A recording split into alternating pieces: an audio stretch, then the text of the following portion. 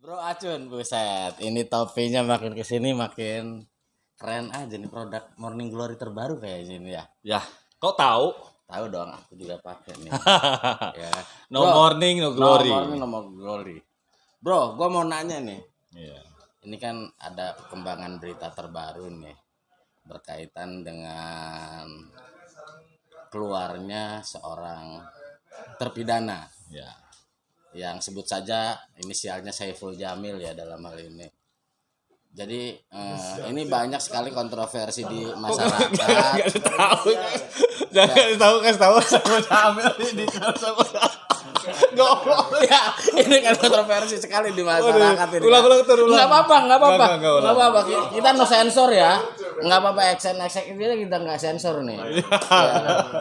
Ya. Jadi kan ini kan kontroversi di masyarakat. Jadi banyak sekali pemberitaan mengenai keluarnya Saiful Jamil yang dianggap sebagai ekspresi berlebihan karena banyak yang menyambut dan akhirnya menjadi kontroversi karena mengingat kasus beliau itu adalah kasus pedofilia.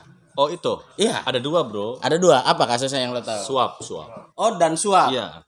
Menurut lo gimana itu antusiasme dari yang kontroversial menyatakan bahwa itu terlalu berlebihan? Ya sebetulnya Bang Lato ini harus mengundang satu orang lagi yang pro dengan. Siapa yang layak gue undang? Ya tentunya fansnya. Fansnya mereka gitu. mereka ya. Iya. Kira-kira di sini ada nggak fansnya mereka ya? Bisa jadi ada. Bisa jadi ada ya. Bang Riki, saya tahu itu Bang Riki. Oh iya. Tapi dia lagi ada di satu tempat yang tidak bisa disebutkan namanya. Lokasinya ya. Lokasi. Oh iya lokasinya. Terus Oke. gimana bro menurut lo bro? Ya sebetulnya sederhana ya. Kalau saya menyikapi dari perspektif pribadi bahwa hal itu hal yang kurang baik dan kurang bernilai untuk seorang yang bermasalah tapi kira sok jadi pahlawan. Seperti pahlawan. Jadi tidak memberi edukasi dan etika yang baik di masyarakat atau publik. Iya. Tapi karena kita di dunia ini dihadapkan dua dari perspektif yang berbeda, apalagi sekarang era digitalisasi, mereka orang-orang yang berkepentingan, entah itu untuk mengangkat nilai jual beritanya, ataupun dari nilai sisi dukungan bahwa ada sekelompok yang fansnya gitu yang mengangkat, dia setuju dengan hal-hal yang kebebasan. Oke. Nah hal itu yang membuat ya kita yang normal dan kita yang harus melakukan perlakuan jujur ke tidak supportnya atau tidak mendukungnya dengan hal Berarti itu. lo bagian dari yang kontroversi ya? Kontroversi. Yang istilahnya menolak ya? Menolak banget. Karena kita hargai mereka yang jadi korban. Ya. Bagaimana perasaannya, keluarganya dan semuanya yang itu. akhirnya malah diungkit lagi. Betul. Diberitakan lagi. Ya. Kalaupun memang seorang mereka yang sudah ingin bertobat tidak boleh dibesar-besarkan seperti seorang bak pahlawan. Cukup ya sewajarnya saja lah. Sudah menjalani sebuah hukuman. Betul. Kan? Ya mudah-mudahan bisa diterima di masyarakat dengan baik. Okay. Nah ini menarik sekali Bang Lato. Saya tanya kembali ke Bang Lato sendiri tentang petisi-petisi yang beredar nih. Dua dukungan. Menurut Bang Lato gimana? Apakah petisi ini menjadikan satu poin besar untuk solusi atau seperti apa pandangannya Bang Lato? Ya itu dikembalikan lagi ya. Petisi ini kan ini kayak main bola nih. Ya. Balik-balikan terus. Oper-operan terus nih. Enggak, ini sebetulnya bahasa-bahasa yang agak-agak apa ya, sedikit menjebak saya untuk berbicara. Tapi nggak apa-apa saya jawab di sini. Sebetulnya petisi-petisi itu kan memang bagian dari kedua kubu yang yang berkontroversi ya. Dan memang petisi itu harus ada jadi agar masyarakat lebih tahu dan nanti akan dikembalikan lagi kepada siapa yang lebih banyak dari petisi tersebut. Nah, apakah yang paling banyak itu menjadi pemenang atau yang lebih sedikit menjadi yang kalah, itu kita tidak tahu juga penilaiannya dan kriteria penilaiannya seperti apa. Bang Lato, ini bukan urusannya seperti petisi yang banyak dukungan ke publik dengan mereka yang banyak fansnya atau tidak. Ini kaitannya dengan petisi yang baik itu seperti apa. Ada penegak hukum yang bisa mengandung peraturan yang memang ini benar-benar diperjuangkan dengan hak yang baik gitu. Oke. Bukan yang batil ketika itu dukungannya banyak itu dimenangkan. Ya. Karena sebetulnya saya tidak terlalu mengikuti juga pemberitaan ini. Hanya sepintas mendengar gitu kan opini-opini sosial sekarang itu mengatakan bahwa ini terlalu berlebihan gitu kan. Tapi ya sah-sah saja. Sepertinya Kang Acun ya mohon maaf dalam tanda kutip terpidana dan begitu keluar disambut dan yang lain-lainnya, itu juga mungkin merupakan hak narapidana yang akan diterima. Betul. Yang bisa diterima. Tapi dalam konteks ini mungkin persoalannya saja yang berbeda. Itu. Sah-sah saja lah seseorang disambut mau jadi seperti pahlawan, mau seperti pejabat atau apa, sah-sah saja. Karena mereka juga punya hak untuk diakui atau diapresiasi oleh masyarakat. Kalau menurut saya seperti itu. Kewajaran yang saya angkat bukan sah-sah dan tidak sahnya. Ini Bang Lato, kira-kira bakal kemana masyarakat kita yang awam terbawa dengan hal-hal yang tadi asumsi Bang Lato sah-sah aja sehingga orang menganggap itu yang dukungan yang menjadikan satu arah yang membenarkan. Nah, kira-kira ini kita kan menggambarkan hari ini kita lihat banyak salah kaprah. Nah, kira-kira kaprah ini harusnya diperbaiki supaya jalur yang memang baiknya seperti apa sih gitu. Ya kalau menurut saya sih dibiarkan saja lah, nanti juga berjalan begitu saja menguap dan hilang. Itu kan hanya sensasi-sensasi berita kalau menurut saya, dan itu sudah terlalu banyak terjadi lah di negeri ini. Berarti kita harus bersabar ya. Bersabar. Iya ya, harus tebal telinga lah. Iya. Nah, dalam tapi hal masuk nggak kita dalam kategori hal ini ketika kita kontroversi, kita memperjuangkan hal-hal yang memang itu tidak layak loh gitu. Petisi kita itu yang walaupun sah tapi kurang etis loh gitu. Itu kembali ke individunya. Individu ya. Iya, karena kan ada wadah petisi tersebut gitu kan. Ya. Nah, itu saya juga agak-agak heran nih.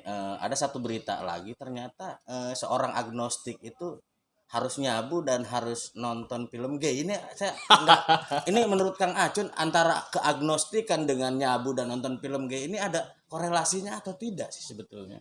Ya itu dia, karena saya bukan pelakunya jadi saya kurang paham tuh. Bisa jadi secara psikologis nyambung lah gitu. Namanya tadi human errornya, kalau sudah ini hal-hal yang ini dia kontradiktif pemikirannya mungkin. Ini dia nih. Om Rizky yang kita tunggu. Oh iya. Coba sini. Om Rizky sini bentar. Sapa dulu pemirsa nih. Menengok ke kamera. Om Rizky sapa dulu. Ayo duduk sini nih. Mengacaukan ini kita ya. Coba. Hai guys. Ini. How do you do? Kamu bukan Ahmad Dhani kan? Ahmad Dhani yang ngikutin gue. Oh iya. Ahmad Dhani yang. Oh ya, jangan lupa ya subscribe di channel gue Hot Street. My channel. Ya udah dilanjutkan lagi, Kang Acun. Jadi menurut Kang Acun memang terjadi kontradiksi pemikiran mungkin ya. Iya. Yang akhirnya malah kecenderungannya ke seperti itu. Iya. Padahal keagnostikan sendiri tidak selalu berhubungan erat dengan antara hobi nyabu dan nonton film. Betul. Ya. Kang Acun, kalau kategori film porno itu Kang Acun yang suka itu apa sih Kang Acun? Aduh, ini sebetulnya manusiawi ya. Kalau berbicara laki-laki pasti ke perempuan. Bisa jadi yang perempuan juga laki-laki kalau normalnya. Ya kita kalau bicara porno nih harus ada nanti portalnya ke 17 tahun ke atas. 18 plus ya. 18 plus gitu. Untuk kategori film porno itu yang Kang Acun sukai apa sih? Kan banyak kategorinya tuh. Yang saya sendiri tadi baru dikasih tahu tuh sama Om Rizky. Apa Kang? Kalau saya sih jujur apa ya, nalurinya nggak terlalu suka. Tapi kalaupun ya banyak konten-konten yang masuk di Secara HP tidak sengaja ya pada akhirnya kan nggak melihat. Dan saya hapus lah hapus ya. Tapi Karena- ditonton dulu dong tentunya. sekilas. Sekilas. Iya kan Ya. khawatir Ya. ini gambar Sekilas apa, itu video karena durasinya yang pendek atau kalau durasinya panjang bisa jadi nggak sekilas gitu kan. kalau lagi santai mungkin lama ya. Kalau lagi ada acara rapat kan nggak mungkin lama. Iya, gitu. iya, Sedikit iya, aja iya. gitu. Ya sedikit aja sekitar. Ah ini nggak baik saya hapus. Gitu. Iya. Kurang cocok saya Jadi hapus. sekilas dan Ini Anda ngobrolin masalah tentang apa nih tema sore ini? sebetulnya kita Mentang-mentang nggak punya santai, mentang-mentang kita lagi waktu slow gitu kan. Jadi akhirnya ngomongnya ya ke ulon ke etan ngelor idul ya, gitu. ya, yang sebetulnya kita lagi pengen ngobrol hal-hal yang tidak berarti sebetulnya. Ya, semoga tidak berartinya ini ada makna ke depan berarti. Ya silahkan saja mau diterjemahkan dengan makna yang baik atau makna yang buruk, kita nggak peduli ya dalam hal ini karena kita sedang pengen ngobrol hal-hal yang apa ya, yang mungkin sebetulnya buat kita juga nggak penting sih. Oke, sama. Ya. Yang penting itu kita silaturahminya. Ya betul. Sore ini silaturahminya. Kita silaturahmi dan bisa disaksikan teman-teman yang jauh di sana. Ya. Dan saya pikir saya tidak terlalu terpengaruh oleh pemberitaan hari ini ya. Ya. Karena saya pikirlah berita hal seperti itu hanya muncul dan dengan sendirinya juga akan hilang. Tapi Oke, mungkin begitu saja. bukan belum, begitu, masih belum, lanjut. belum. Masih ada lanjut. Betul. Kawan-kawan Morning Glory dimanapun Anda berada, sosok Kang Lato ini mungkin teman lama saya ya. Ya.